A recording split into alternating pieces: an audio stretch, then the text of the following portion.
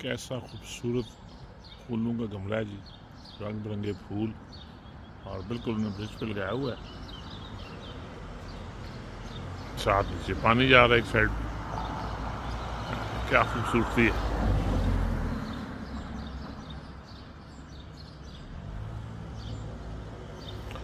आप लोगों को शायद इस तरह की चीज़ें मुझे नहीं मालूम कि क्या पसंद है, लेकिन मुझे नेचर से बड़ी मोहब्बत है जी। नेचर मुझे बड़ी अच्छी लगती है। ये चीज़ें हैं, मैं अक्सर कहता हूँ काश कि मैं आपको कोई ऐसी डिवाइस ईजाद हो जाए कि खुशबू भी फील करवाई जा सके, खुशबू भी सूंघी जा सके।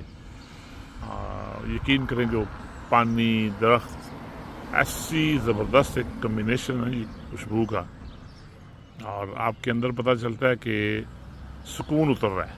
ऐसी खूबसूरत जगह। दुआ सलामती के साथ जी, खुश रहें आप।